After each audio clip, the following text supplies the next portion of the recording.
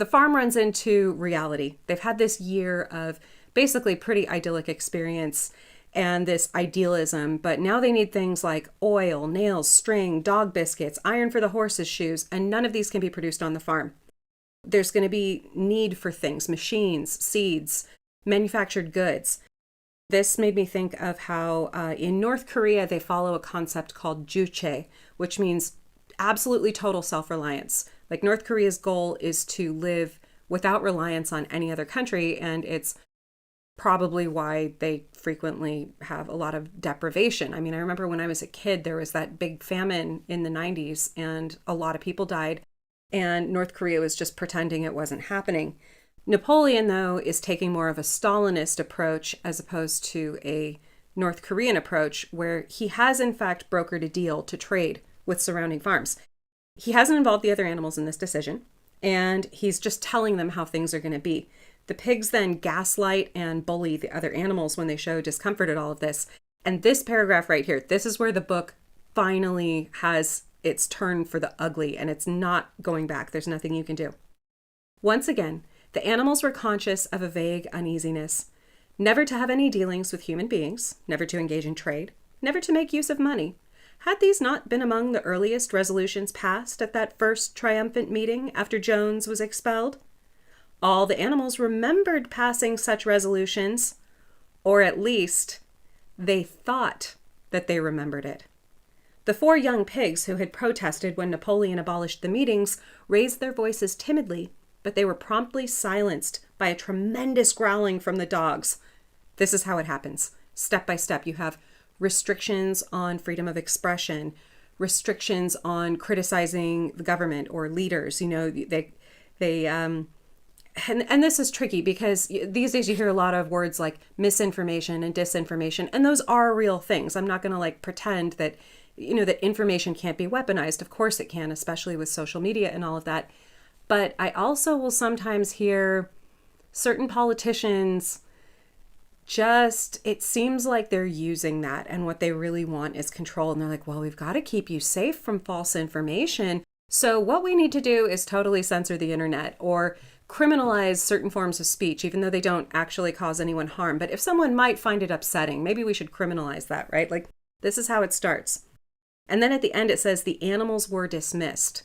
That's the other turning point. In the previous gatherings, it was like this community thing where they showed up voluntarily, and then it says that they left. If you go back to the earlier chapters, now they're dismissed. They're not really sure about this. The animals feel really, really uncomfortable.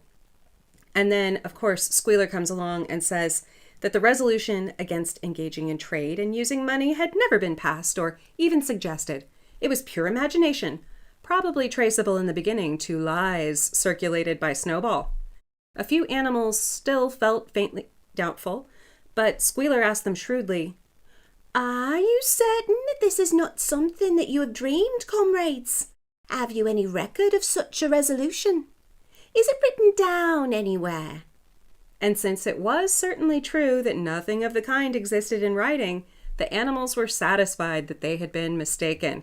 This happened a lot under Stalin's regime, where documents would be modified, things would be disappeared, and then the entire population would just be gaslit and bullied. And then you see this concept explored a lot in 1984 with the idea of the memory hole. The pigs start sleeping in the beds in the farmhouse, and if you remember, this goes against one of the commandments.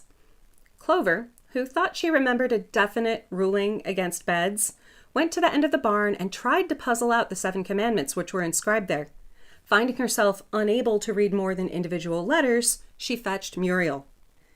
"Muriel," she said, "read me the 4th commandment. Does it not say something about never sleeping in a bed?" With some difficulty, Muriel spelt it out. "It says, 'No animal shall sleep in a bed with sheets,'" she announced finally. And so Squealer comes by and he engages in a logical fallacy called equivocation. One thing that struck me when I was reading this chapter, it shows up in all the chapters. If you are teaching kids about logic, like if you actually want to teach them, like if you're running speech and debate or essay writing, or if you just actually want to have a logic lesson with kids, This book is fantastic because it's full of logical fallacies. Like Orwell intentionally makes use of logical fallacies to show how the animals are manipulated, but because they don't understand what these fallacies are, they fall for them. And they're very, very simple and clear, so you can explain them really quickly and the kid won't get bored. So Squealer comes by and this is what he has to say. "You have heard then, comrades," he said, "that we pigs now sleep in the beds of the farmhouse. And why not? You did not suppose, surely, that there was ever a ruling against beds. A bed merely means a place to sleep in. A pile of straw in a stall is a bed, properly regarded. The rule was against sheets, which are a human invention.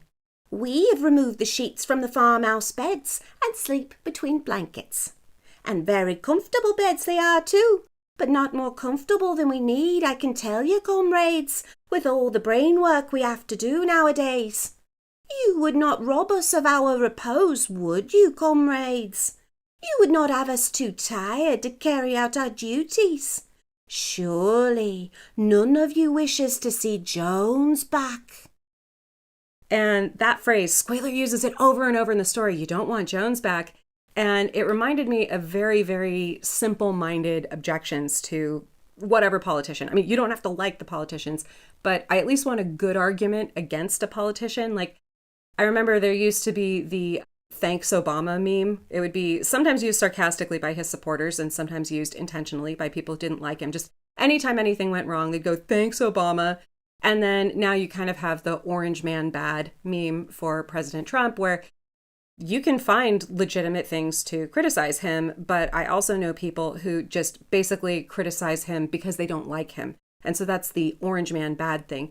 And so by making Jones, well, you don't want Jones, you don't want that guy, it takes the animals' minds off of what's actually going on in front of them, and it shields Napoleon from criticism because you just don't like the other guy that much more.